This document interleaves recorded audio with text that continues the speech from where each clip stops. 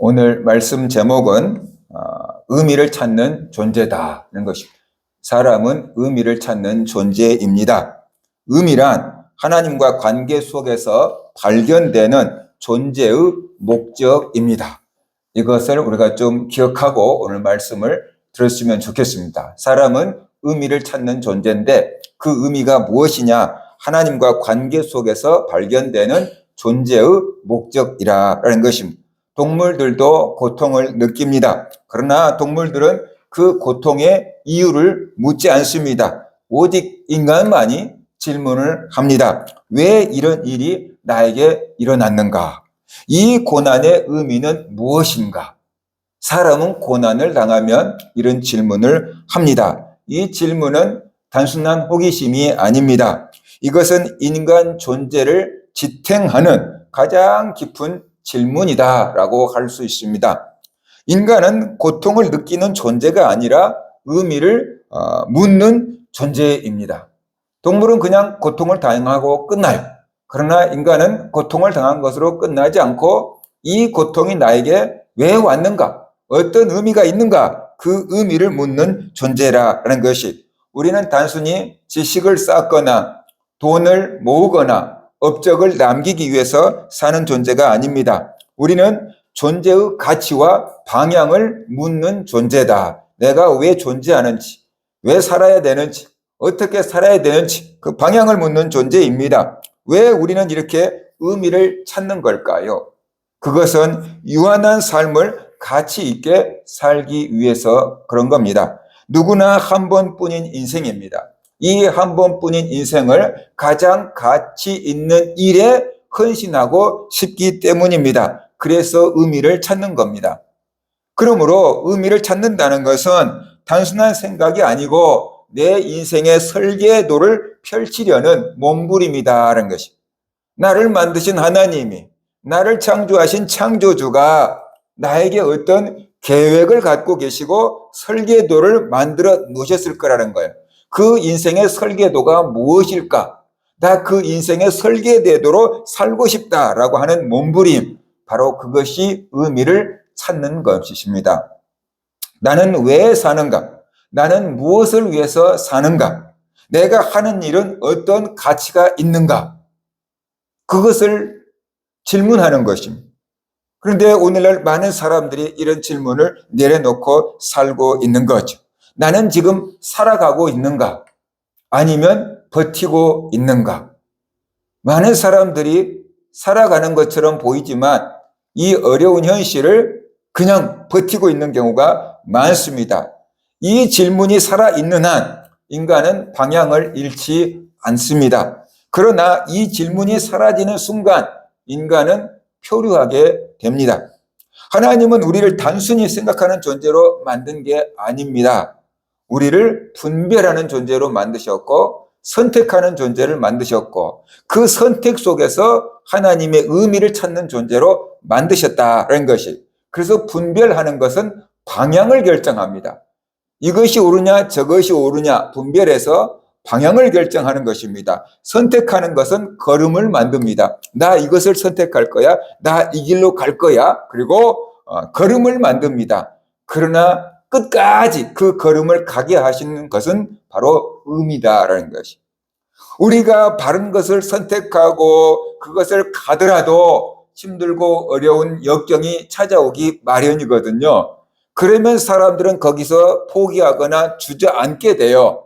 그런데 거기에서 분명한 의미를 찾게 되면은 그 걸음을 끝까지 갈 수 있게 된다라는 것이. 그러므로 의미를 잃는다는 것은 단순히 허무해진다는 것이 아니고 인간 존재의 구조 자체가 무너지는 거다라고 할 수 있습니다. 의미를 잃어버린 인간은 무너집니다. 그러나 하나님 안에서 의미를 발견하는 사람은 어떠한 상황에서도 무너지지 않는다라는 것이. 왜냐하면 무너지지 아니할 의미를 붙잡고 있기 때문에 그런 것입니다. 의미를 묻는 존재만이 방향을 가집니다. 그렇지 않은 사람들은 하나님 보실 때 전부 방황하고 있는 것입니다. 나는 지금 왜 사는가? 라는 질문을 붙들고 있습니까? 아니면 고통을 피하는데 급급하고 있습니까? 우리 인생을 돌아보시기 바랍니다. 하나님은 우리를 하나님 안에서 의미를 찾는 존재로 만드셨어요. 참된 의미는 하나님과 연결될 때만 발견된다라는 것이. 그런데 죄로 말미암아서 타락한 인간들은 하나님 안에서 의미를 찾고 발견하는 길을 잃어버렸어요. 그래서 하나님이 아닌 이 세상에서 의미를 찾고 발견하려고 발버둥을 칩니다. 그래서 자기들이 찾는 대표적인 게 있는데 그게 바로 돈이다라는 것이에요. 의미를 찾는 사람은 하나님이 나를 어떻게 보시는가, 그런 시각을 갖고 살아요. 그런데 돈을 쫓는 사람은 세상이 나를 어떻게 평가하는가, 거기에 신경 쓰고 사는 것입니다. 우리는 살기 위해서 돈을 벌어야 돼요. 그잖아요. 당장에 먹고 살려면 돈이 필요하잖아요. 살기 위해서 돈을 벌어야 돼요. 그러나 어느 순간부터 돈을 벌기 위해서 사는 존재가 되어버린 것 같아요. 그래서 수단이 목적으로 바뀌어버린 것입니다. 수단이 목적이 되어버리는 순간 인간은 무너집니다. 돈은 남는데 나는 사라집니다. 사라져버려요. 열심히 수고해서 돈은 남았어요. 근데 나라는 존재는 사라져버립니다. 이 순간 인간은 무너집니다. 존엄한 존재가 기능적인 존재로 축소되었기 때문에 그런 것입니다. 하나님이 우리를 존엄한 존재로, 하나님을 형상을 닮은 존재로 만들었어요. 그런데 돈 버는 기계로 나를 축소시켜 버렸거든요. 그러니까 인간 자체가 무너져 버리는 것입니다. 더 심각한 것은 이것이 문제라는 것도 깨닫지 못하고 산다는, 주변 사람들이 다 그렇게 사니까 이것이 당연한 거고 마땅한 것인 줄 알고 살고 있다라는 것이. 그래서 아침부터 밤늦게까지 열심히 살아갑니다. 그런데 방향도 없이 그냥 달려가고 있을 때가 많고 무엇이 목적인지도 모른 채 달려가고만 있을 때가 많다는 것입니다. 여러분은 지금 어디로 가고 있습니까? 방향도 없이 달리고만 있는 것은 아닙니까? 세상은 끊임없이 속삭입니다. 돈으로 네 존재를 증명하라고 속삭입니다. 그래서 돈을 많이 벌면은 괜찮은 존재고 돈을 못 벌면은 쓸모없는 존재로 여깁니다. 그래서 세상의 시선으로 나를 바라보고 평가하게 만듭니다. 그래서 더 작아지게 만들고 더 초라해지게 만듭니다. 그래서 우리의 자존감이 곤두박질치게 만드는 것입니다. 사람들은 더 많은 돈을 벌어서 나를 증명하려고 합니다. 내가 더 많은 돈을 벌고 사람들에게 좀 더 인정을 받으면 내 자존감도 좋아지겠지라고 생각합니다. 그래서 돈만 쫓는 것은 세상의 시선으로 나를 인정받으려고 하는 몸부림이다라는 것이. 제가 이렇게 인터넷을 뒤지고 AI를 통해서 물어보니까 나라마다 특징이 있어요. 세상에서 돈이 최고다라고 하는 사람들은 대한민국인 거고, 통계가 그래요. 그래서 그럼 다른 나라도 당연히 그러겠지 라고 생각했어요. 그런데 다른 나라는 조금씩 달라요. 미국은 성공에서 의미를 찾는데요. 그러나 그것은 실패 앞에 무너집니다. 미국은 아메리칸 드림, 성공하면은 그것이 최고라고 생각하는 거예요. 그래서 성공을 위해서 막 목숨 걸고 달려가는 거예요. 그런데 모두가 성공한 것은 아니잖아요. 아메리칸 드림을 꿈꾸고 가는 수없이 많은 사람들이 있지만 거기에 성공하는 사람들은 극소수고 나머지는 여전히 힘든 삶을 살고 있잖아요. 그러니까 그 성공에 목숨을 걸었는데 실패하면은 그 사람은 무너지는 것입니다. 성취로 자기를 증명하던 사람은 실패 앞에는 자기 존재 자체가 부정당하게 되기 때문에 그렇습니다. 그러면 유럽은 어떤가? 그랬더니 유럽은 또 미국하고 다르더라고요. 유럽은 행복과 삶의 질에서 의미를 찾는데요. 그래서 오늘 내가 햇빛을 즐기고 오늘 내가 행복하면 그것이 최고의 삶의 의미로 두고 사는 거예요. 그러나 그 행복은 고난 앞에서 무너져 버리고 만다는 것입니다. 질병 앞에서, 사랑하는 사람과 이별 앞에서 그 기분 좋은 상태는 암흑으로 바뀌어 버리는 것이다라는 것입니다. 일본은 어떤가? 일본은 책임과 역할에서 의미를 찾는데요. 국가에서 요구하는 사람, 사회에서 필요한 사람이 되는 것, 그것이 일본 사람들의 가장 귀중한 그 가치라고, 의미라고 한대요. 그래서 사회에서 필요한 기능 있는 인간이 되는 것이에요. 그러나 역할의 메인 인생은 번아웃 앞에 무너집니다. 인정받기 위해서 끊임없이 달려든 영혼은 결국 텅 빈 껍데기만 남게 되는 것이지요. 세상이 제시하는 모든 의미의 끝은 결국 허무다라는 거죠. 아무것도 안 돼요. 헛되게 무너지는 것입니다. 다 무너집니다. 아무것도 남지 않습니다. 왜냐? 세상의 의미는 언제나 조건적이기 때문이다라는 것이죠. 네가 이렇게 하면 의미 있고, 네가 이렇게 하면 가치 있고, 이렇게 세상에 있는 모든 의미는 조건적인 인정이기 때문에 그렇습니다. 내가 잘할 때, 내가 건강할 때, 내가 쓸모 있을 때만 유지되는 인정이다라는 것이. 그래서 내가 잘못하거나 내가 병들거나 쓸모없는 사람이 되면은 그것은 다 물거품이 되는 가짜 인정이다라는 것이. 세상의 의미는 조건적이지만 하나님의 의미는 나라는 존재 자체다라는 것을 우리가 알아야 돼요. 세상에서는 네가 뭘 했느냐 그런 걸 따져요. 그런데 하나님 앞에서는 우리가 뭐냐면 너는 누구냐라는 거지. 너는 나를 닮은 존재다. 내 최고의 걸작품이다. 내가 사랑하는 자녀다. 이걸로 따지는 거예요. 진정한 의미는 세상의 인정이 아니라 창조주 하나님께서 내 인생을 어떻게 보시는가, 그것에 대한 해석이다는 것을 우리가 알아야 돼요. 그래서 세상의 시선에 너무 귀 기울이지 말고 하나님 앞에서 내가 누구인가를 의식하면서 살 때 우리는 더 행복한 삶을 살아갈 수 있고 더 평안을 누릴 수 있고 더 건강한 믿음으로 살아갈 수가 있는 겁니다. 실패했습니까? 하나님 시각에서는 새로운 시작을 위한 연단일 수 있습니다. 고난 중입니까? 하나님의 시각에서는 주님을 더 깊이 만날 수 있는 은혜의 통로일 수 있습니다. 지쳤습니까? 소진되어 있습니까? 그것은 내 힘을 빼고 이제 내 힘으로는 할 수 없구나. 그 내 힘을 빼고 주님의 능력을 경험할 기회다라는 것이. 너무 긴장하고 있고 너무 고민을 하고 있으면 잠이 안 오잖아요.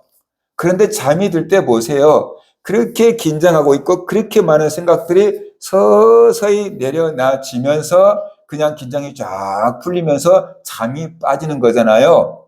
그것처럼 우리가 지치고 소진되었다는 것은 내 힘과 내 능력과 내 지혜로만 해보려고 발버둥을 쳤기 때문에 지치고 소진된 것일 수 있거든요. 그때 이제 내 힘을 내려놓고 주님을 의지하라라고 하는 기회일 수도 있다라는 것입니다. 여러분은 지금 하나님의 해석으로 여러분을 보고 있습니까? 아니면 사람의 말 한마디에 무너지고 있습니까? 세상 사람들의 평가 한마디에 무너질 수도 있거든요.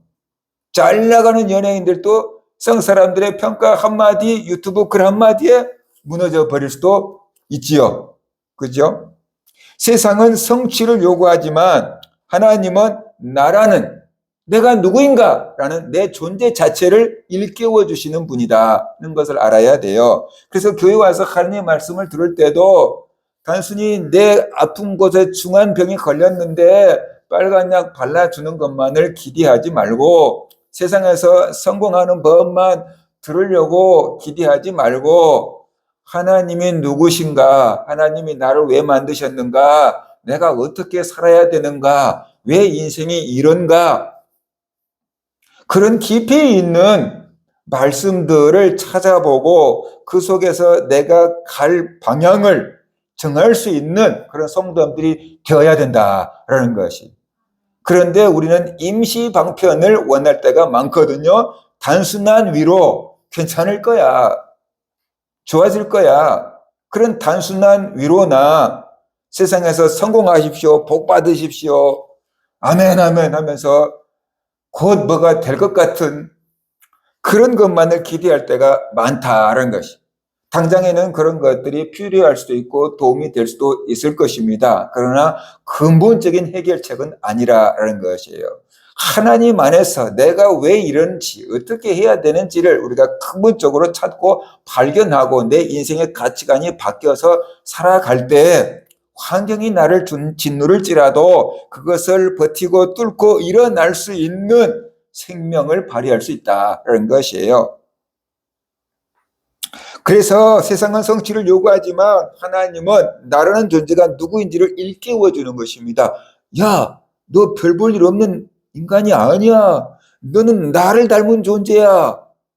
너는 쓸모없는 인간이 아니야. 내가 죽도록 사랑하는 존재야.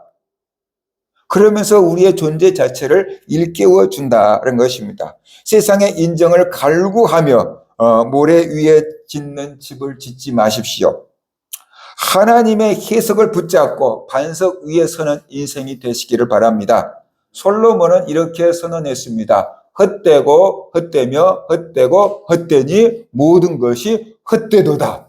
계속 헛되다는 말을 반복하고 있습니다. 이 말은 단순히 솔로몬이 지금 느끼는 허무의 감정을 노래하고 있는 것이 아닙니다.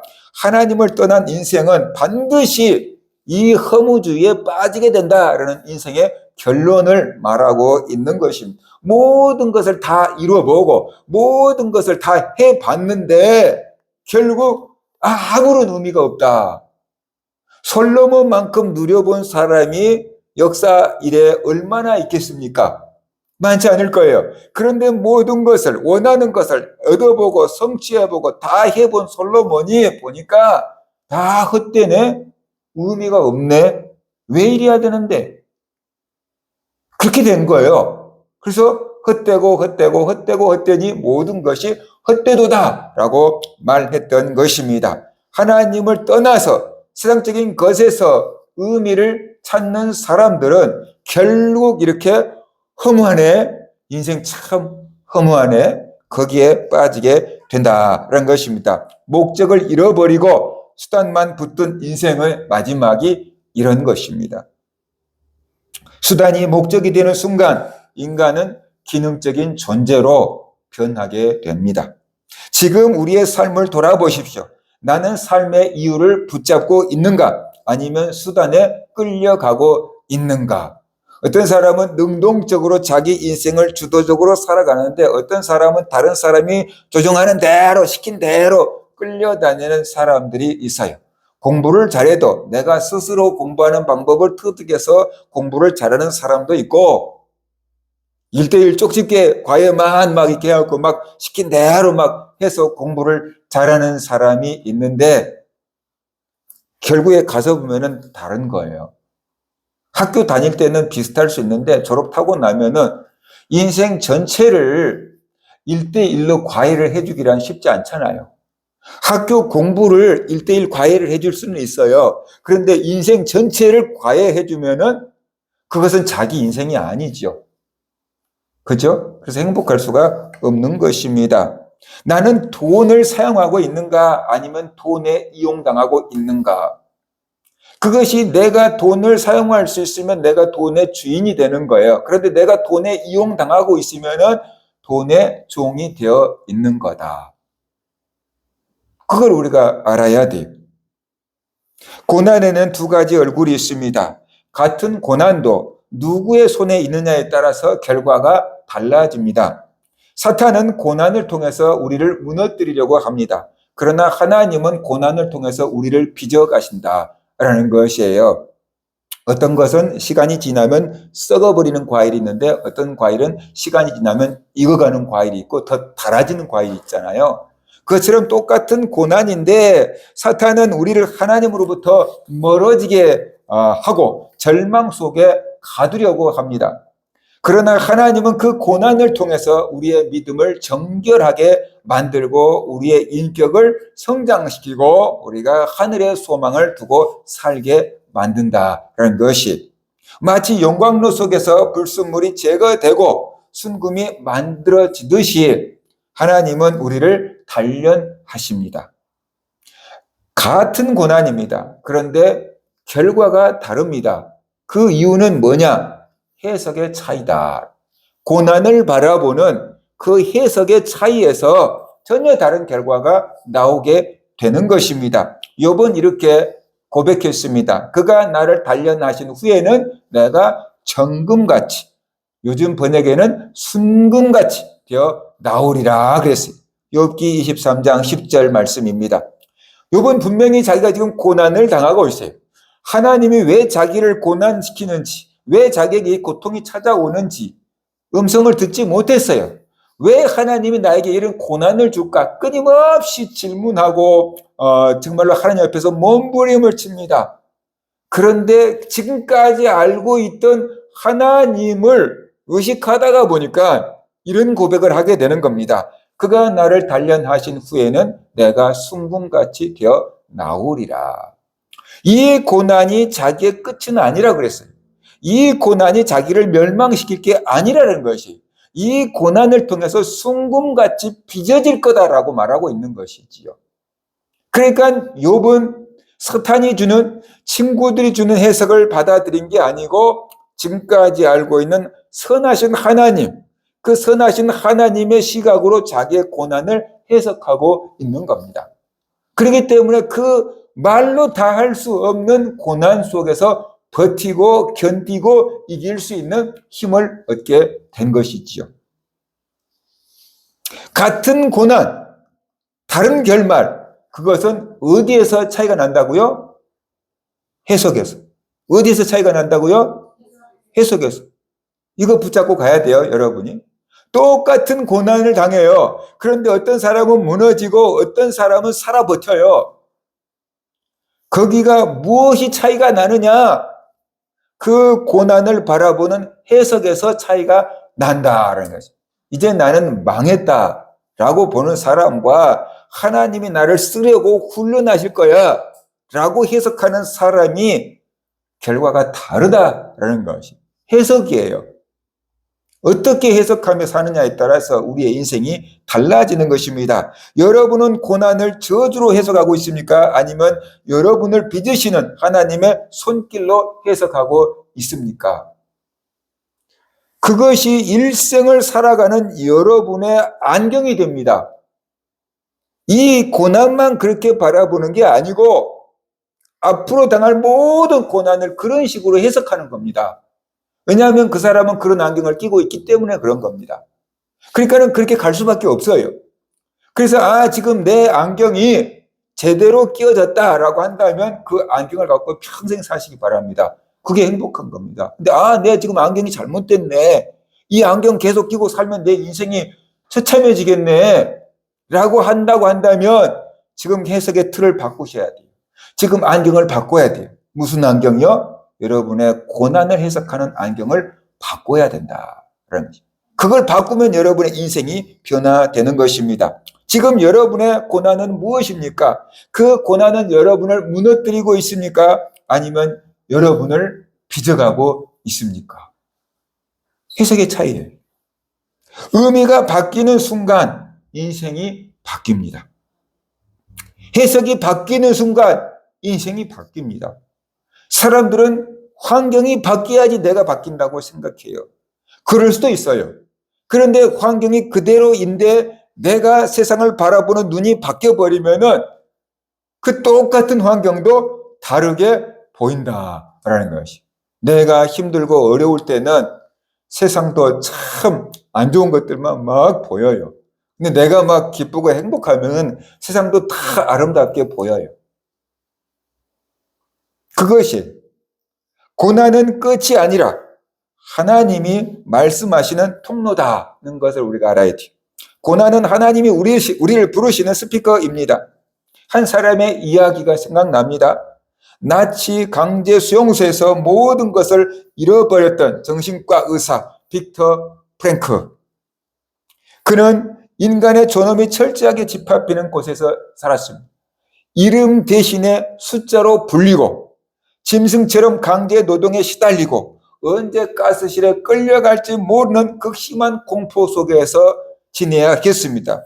그는 정신과 의사답게 그 감옥에 갇혀서 죽어가는 수많은 사람들을 바라보면서 분석했어요. 사람들이 이 고난을 어떻게 대처하는가? 어떤 사람은 죽는가? 어떤 사람은 살아남는가? 무엇이 그 차이를 가져오는가? 정신과 의사답게 자기도 그 속에서 고난을 당하면서 분석하기를 시작합니다. 그 지옥 같은 곳에서 사람들은 하나 둘 무너져 갔습니다. 죽어갔습니다. 그런데 그 무너져간 사람들이 체력이 약해서 무너져 간 게 아니었다라는 것이, 살아야 될 의미를 잃어버렸기 때문에 무너지는구나라는 것을 이 사람은 발견했습니다. 그러나 그곳에도 끝까지 눈빛이 살아있는 사람들이 있습니다. 그들은 굶주림 속에서도 자신의 존엄성을 지켰던 사람들이다라는 것이, 그것은 깨진 유리 조각을 들고 면도하는 것이었습니다. 마실 물조차도 잘 주지 않았대요. 씻을 수가 없게 만들었대요. 그래서 나를 바라보고 다른 사람을 보니까 짐승 같은 거예요. 돼지 같은 거예요. 그래서 자존감을 다 무너지게 만들려고 그렇게 나치가 한 거예요. 그런데 어떤 사람들은 마실 물도 부족한데 그 물을 반만 마시고 그 물을 가지고 면도를 하려고 하는데 면도칼도 없으니까 깨진 유리 조각을 가지고 면도를 한다라는 것이, 사람들은 비웃었대요. 죽음이 코앞에 있는데 면도는 해서 뭐하냐? 그런데 그 사람들은 묵묵하게 그 마실 물을 아껴서 면도를 하는 것입니다. 유리칼로 하다가 보니까 살도 배서 피가 나고 그러는데 면도를 매일 하는 것입니다. 면도는 단순한 위생을 위한 것이 아니었습니다. 세상을 향한, 그리고 자기 자신을 향한 처절한 선포였다고 합니다. 너희는 내 환경을 가둘 수 있어도 내 존재의 의미를 뺏지는 못한다. 나는 여전히 하나님의 형상을 닮은 존엄한 인간이다 라고 하는 자기의 자존감을 지키고 존엄을 지키는 행위였다라는 것이, 그래서 결국 나치가 무너지고 그 감옥에서 나오게 됐는데, 그렇게 감옥에서 삶의 의미를 찾으려고 발버둥 쳤던 사람들은 살아서 나왔고, 더 건장했지만 그 의미를 찾지 않고 무너졌던 사람들은 살아나오지 못했다라는 것이, 그들은 자신을 죽음을 기다리는 수감자로 해석하지 않았다라는 것입니다. 끝까지 존엄을 지키는 하나님의 피조물로 스스로 자기를 해석했다라는 것이, 이렇게 의미를 추구했던 사람들은 결국 살아서 나오게 되었다라는 것이죠. 상황이 바뀐 것은 아닙니다. 여전히 춥고 배고프고 매를 맞았습니다. 그러나 상황을 이기는 의미가 그들을 붙들었다라는 것이에요. 지금 여러분을 붙들고 있는 것은 환경입니까? 아니면 환경 너머에 있는 의미입니까? 늘 환경은 좋을 때보다 안 좋을 때가 더 많습니다. 우리가 살아오면서 경기가 참 좋아 라고 했던 때보다 살기 어렵네, 어떤 말을 더 많이 들어본 것 같습니까? 환경은 긍정적일 때보다 부정적일 때가 더 많아요. 그런데 우리가 그 환경만 바라볼 것이 아니고 환경 너머에 있는 의미를 발견해야 한다. 저희 노예에 있는 장로님과 얘기를 했는데 그게 생각나요. 그 교회가 큰 교회인데 들어가는 입구가 좁아서 주차장 들어가려면 좁아요. 그래서 앞에 있는 상가 건물들을 싹 샀어요. 그래서 커피숍도 만들고 뭐하고 했는데 이제 새로운 후임 목사님이 와서 그 건물들을 다 거물고 새로 건물을 지어서 주차장을 올리겠다라는 거거든요. 그래서 계획을 세웠어요. 그런데 지금 전쟁 터졌잖아요. 물가 올랐잖아요. 건축비 올랐잖아요. 자기들이 예상했던 것보다 훨씬 많은 돈이 들어가야 돼요.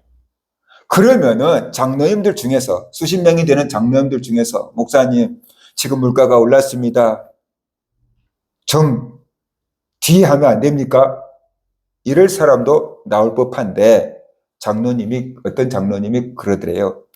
그래도 목사님 지금 하는 것이 다음에 하는 것보다 훨씬 쌉니다. 다음에는 물가가 오르면 잘 안 내리잖아요. 자재비가 오르면 더 안 내리잖아요. 그 지금 하는 것이 제일로 싼 겁니다. 지금 합시다. 그래서 모든 장로님들이 지금 하기로 했대요. 이 어려운 시국에 지금 하기로 했대요. 생각이 다르잖아요. 보통 사람들은 지금 어려우니까 좀 기다렸다가 좀 경기 좋아지면 하지요 라고 했을 거 아니에요. 그런데 그분들은 지금 하는 게 제일로 싸다. 앞으로는 더 오른다. 지금 합시다. 그랬다는 거 아니에요. 생각이 많이 다르구나. 그런 것을 깨닫게 됐어요. 그러니까 우리가 현실만을 바라볼 것이 아니고 현실 너머에 있는 의미를 바라볼 수 있는 사람들이 되시기 바랍니다. 이제 사도 바울 얘기를 들여다봅시다. 바울에게 평생 그를 괴롭히는 육체의 가시가 있었습니다. 여기서 가시라는 용어를 썼는데 여러분들 이렇게 손톱 밑에 가시 하나 들어가면은 얼마나 아픕니까? 요즘에 도시에 살다가 보면 그런 일도 없겠지만 시골에서 살다가 보면은 가시가 박힐 때가 참 많이 있었어요. 근데 그 가시가 아프잖아요. 그러니까 그것을 빼내야지 되잖아요. 근데 바울이 가시라고 했는데 그 가시는 원어적으로 보면 작은 조각이 아니고 말뚝, 창, 그거예요. 말뚝으로 찌르는 것 같은, 창으로 찌르는 것 같은 그 고통이 있었다는 거죠. 그러니까 가시 하나 박혀서 아플 정도가 아닌 엄청난 고통을 주는 문제가 있었다라고 지금 바울은 고백하고 있는 거예요. 학자들은 이 가시가 뭐냐? 크게 두 가지로 해석을 하는데 하나는 안질이다라고 봅니다. 바울이 다메섹 도상에서 강렬한 빛을 본 후에 그의 시력이 크게 약해졌다. 그래서 갈라디아에서 성도들은 바울을 위해서 눈이라도 떼어줄 정도로 바울을 사랑했다라고 기록을 하고 있거든요. 이런 것들을 볼 때 바울이 눈이 많이 안 좋았나 보다라고 추측하는 거예요. 생각해 보세요. 바울이 수없이 많은 성경도 써야 돼요. 수없이 많은 설교도 해야 돼요. 근데 눈이 안 보여가지고 안 보이면 얼마나 불편하겠습니까? 그렇죠? 저도 눈이 안 보일 때가 많아요. 원고가 그러니까 안경을 자꾸만 올렸다가 내렸다가 오늘은 좀 잘 보였다가 오늘은 좀 안 보였다가 되게 불편하거든요. 설교 원고가 잘 안 보이면은 그만큼 힘들 수밖에 없잖아요. 그러니까 바울이 목회하고 전도하고 설교하는데 시력이 안 좋으니까 굉장히 그것이 가시로 자기를 찌르는 것 같은 고통이었다라고 생각하는 사람도 있어요. 그 다음에 두 번째는 간질이다라고 생각하는 학자들도 있어요.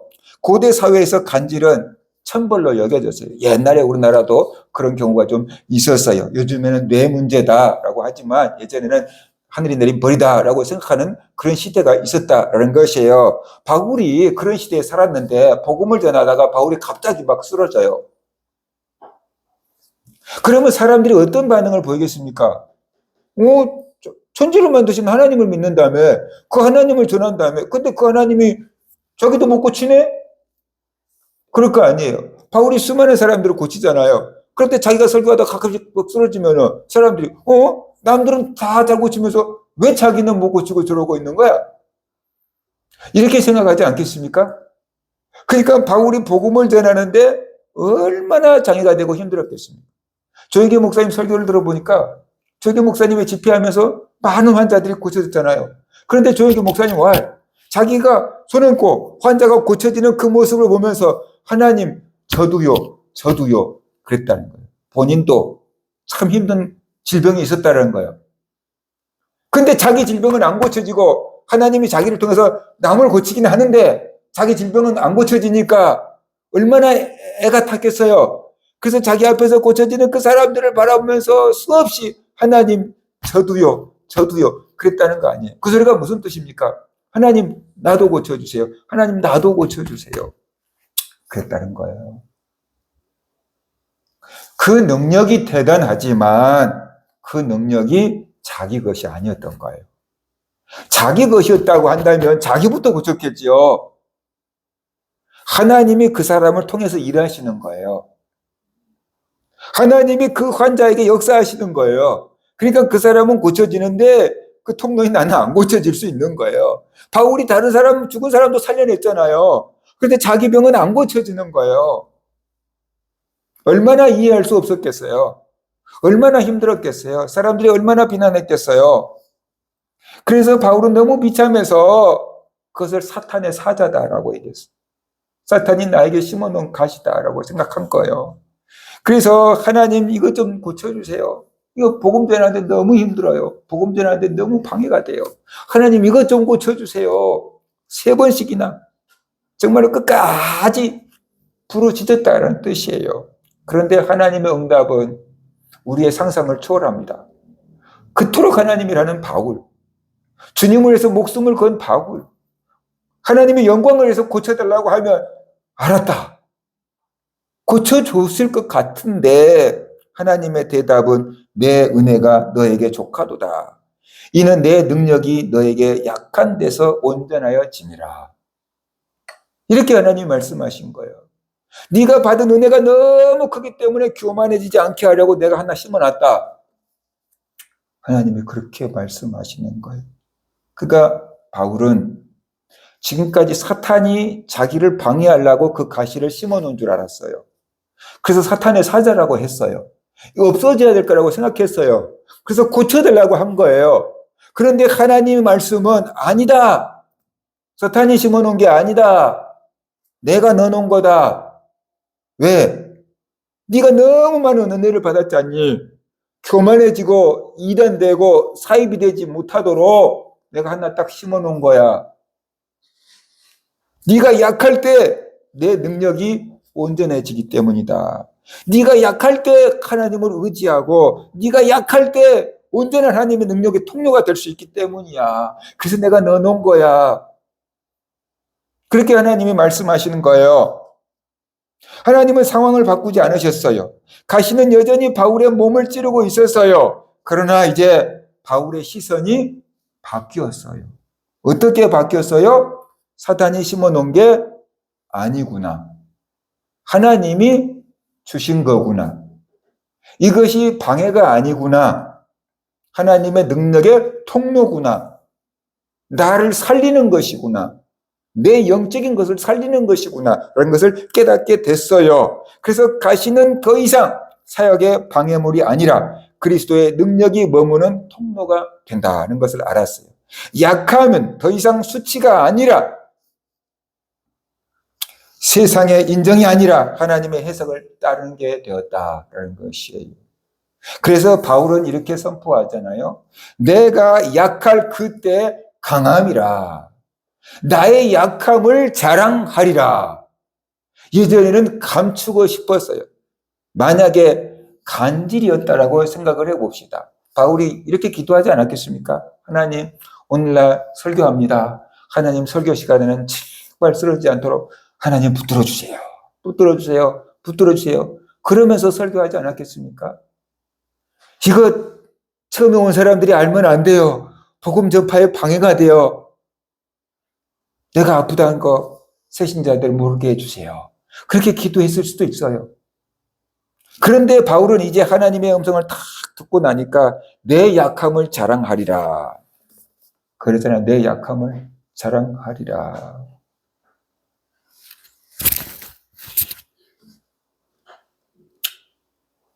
어떤 목사님이 계셨는데 그 목사님 딸이 장애인이었대요. 목사님이 성도들 앞에서 그것을 말하기 너무 힘들었대요. 목사가 무슨 죄를 지었길래 장애인이 태어났나? 그렇게 말할 것 같아서 목사님이 그것을 드러내지를 못했대요. 수십 년 동안 숨기면서 살았대요.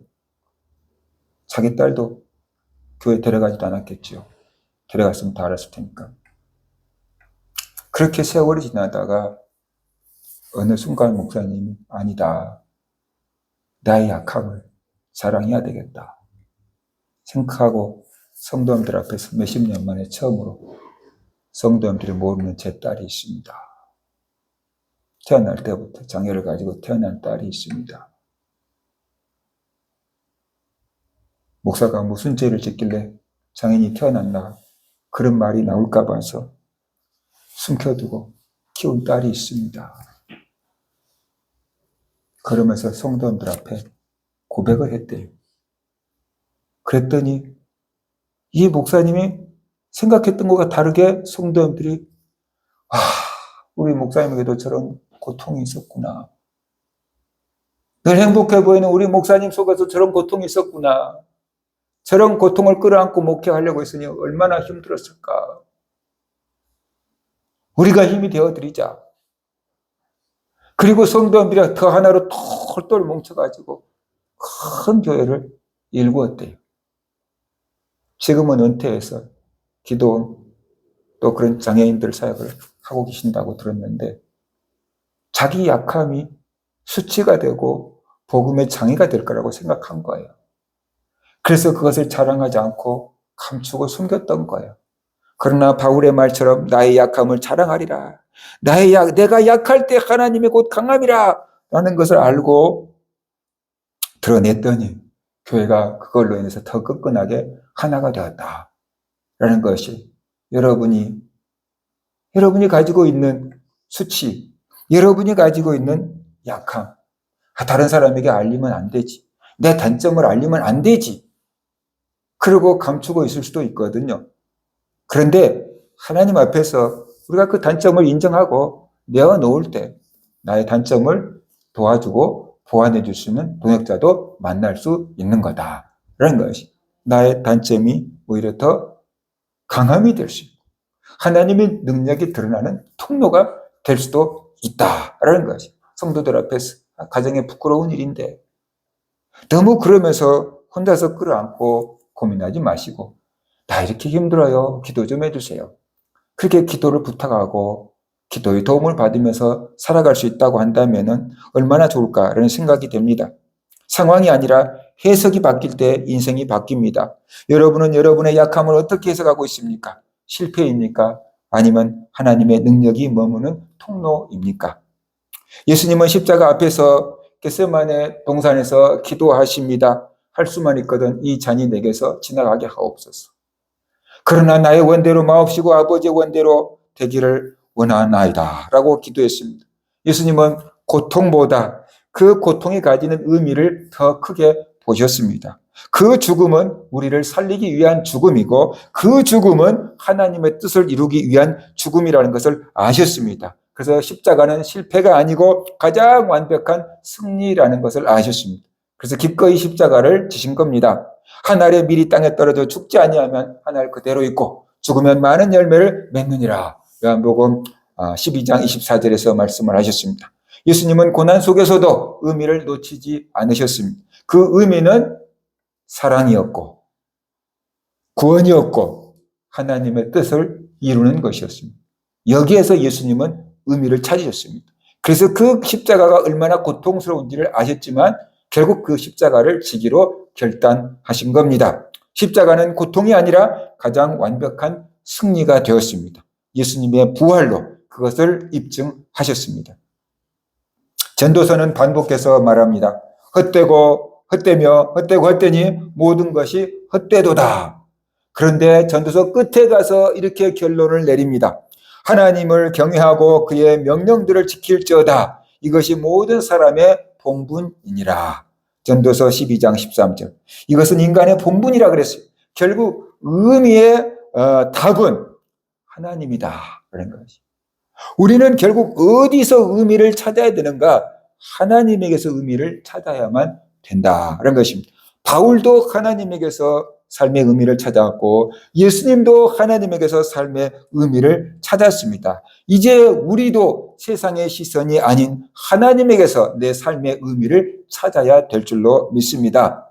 그렇다면 이제 우리는 어떻게 하면 헛된 의미를 버리고 참된 의미를 추구할 수 있을까요? 첫째, 하나님의 시각으로 나를 바라봐야만 한다는 것입니다. 세상이 매기는 성적표나 연봉, 그 안경을 벗어버리고 나를 위해서 아들을 보내주신 창조자의 눈으로 나를 보고 나라는 존재 자체를 다시 해석해야만 된다. 내가 얼마나 사랑받은 존재인지, 내가 얼마나 소중한 존재인지를 알아야 된다는 것입니다. 세상은 성취를 요구하지만 하나님은 나라는 존재 자체를 소중하게 여기기 때문입니다. 그 다음에 두 번째로 지금 나에게 있는 고난이 어떤 의미가 있는가? 그것을 하나님의 시각으로 보라라는 것이. 하나님의 시각으로 여러분의 고난을 해석해 보라라는 것이에요. 내 삶에 찾아온 그 가시를 재수 없는 일이거나 저주거나 나를 망하게 하는 걸로 해석하지 말고 하나님의 해석, 나를 온전케 하려고 하는 하나님의 해석, 내 믿음을 성장시키려고 하는 하나님의 해석을 받아들이라라는 것입니다. 지금 고통 속에 감추어진 하나님의 선한 목적을 우리가 발견할 때 우리는 비로소 고난 너머의 승리를 바라볼 수 있게 되는 것입니다. 왜 우리가 하나님의 시각을 바라볼 수 있느냐? 하나님의 의도는 선하기 때문에. 하나님은 우리를 사랑하시고 하나님의 의도는 선하시기 때문에 우리가 하나님의 해석을 받아들인다는 것은 선한 해석을 받아들이게 되는 것입니다. 이처럼 하나님의 시각으로 나와 내 삶을 재해석할 때 우리는 흔들린 세상 속에서도 변치 않는 참된 의미를 붙잡고 살아갈 수가 있게 되는 것입니다. 의미의 시작도 하나님이고 과정도 하나님이고 결과도 하나님입니다. 여러분은 지금 누구의 시선으로 여러분의 인생을 해석하면서 살고 있습니까? 여러분 가장 가까운 사람의 눈으로 여러분의 인생을 해석하고 있을 것입니다. 왜냐하면 여러분 가장 가까운 사람이 여러분을 평가해 주고 있기 때문에 그런 것입니다. 그런데 그 평가가 옳지 않은 평가일 때도 많다는 것입니다. 오늘 여러분이 붙들고 있는 것은 무엇입니까? 수단입니까? 의미입니까? 오늘 우리가 해야 될 진정한 회개는 무엇입니까? 우리는 수없이 많은 회개를 하지만 오늘 이 설교 말씀과 맞게 해야 될 우리의 회개는 무엇입니까? 그것은 세상으로부터 인정을 받으려고 몸부림치며 돈과 성취로 나를 증명하려고 했던 그 피곤한 경주를 멈추는 것입니다. 내가 내 인생의 재판관이 되어서 내게 닥친 고난을 저주로 해석했던 그 잘못된 시선을 거두는 것입니다. 그것이 회개입니다. 여러분은 여러분의 해석권을 여전히 여러분이 쥐고 계시겠습니까? 아니면 하나님께 넘겨드리겠습니까? 오늘 우리에게 임하는 구속의 은혜는 이것이 우리가 하나님께 우리의 시선을 넘겨드릴 때, 의미의 주권을 넘겨드릴 때 우리는 구원을 경험하게 됩니다. 그것은 주님은 오늘 여러분의 가시를 당장 뽑아주지 않으실지도 모릅니다. 그러나 그 가시 속에 감추어진 하나님의 심오하고 경이로운 의미를 해석하게 될 것입니다. 상황은 그대로인데 상황을 바라보는 여러분의 눈이 달라지게 될 겁니다. 세상의 인정에 목마른 인생에서 하나님의 해석을 깨닫고 받아들이는 것, 그것이 오늘 우리가 누릴 구원이다라는 것이 똑같은 현실인데 그 잘못된 해석의 틀을 버리고 이제 하나님의 틀을 받아들이고 그것을 내 삶 가운데 적용하며 살아가는 것, 바로 그것이 구원받은 사람의 삶이다라는 것이에요. 하나님의 해석이 있는 인생은 흔들릴지언정 무너지지 않습니다. 외적 성취는 모래 위에 세운 집과 같습니다. 평안할 때는 잘 버텨 있습니다. 그러나 바람이 불고 홍수가 나면은 쉽게 무너져 버립니다. 사람들한테 받은 인정은 하루아침에 무너집니다. 정말로 인기가 폭발했던, 막 선전도 수없이 많이 했던 그런 연예인들이 있는데 한순간에 싸늘하게 대중들로부터 비난을 받고 거절받는 연예인들도 있잖아요. 세상에 주는 인정과 평가는 반석 위에 세운 집이 아니고 모래 위에 세운 집이 됩니다. 그러나 하나님 안에서의 의미는 반석 위에 집이 됩니다. 의미를 잃어버린 인생은 겉으로는 버티는 것 같지만 속에서는 이미 무너지고 있는 겁니다. 하지만 하나님 안에서 의미를 붙잡는 인생은 무너져도 다시 일어나게 됩니다. 왜 그럴까요? 하나님은 우리의 상황을 바꾸기보다 먼저 우리의 해석을 바꾸시기 때문에 그렇습니다. 상황이 바뀌는 것은 금방 드러납니다. 그런데 해석이 바뀌는 것은 조금 있어야 드러납니다. 상황이 아니고 해석의 눈이 바뀝니다. 상황이 아니고 해석의 틀이 바뀝니다. 상황이 아니고 상황을 보는 안경이 바뀝니다. 그러면 인생이 달라집니다. 의미를 붙든 사람은 더 이상 상황에 무너지지 않습니다. 나를 향한 하나님의 선한 해석을 신뢰하며 오늘을 살아가는 성도님들이 되어야 됩니다. 하나님은 상황보다 먼저 우리의 해석을 바꾸십니다. 그런 하나님을 믿으시기 바랍니다. 하나님의 시각으로 여러분의 인생을 재해석하면서 하나님의 은혜를 우리의 삶 가운데서 누리며 살아가는 그런 성도님들 되시기를 주의 이름으로 축원합니다.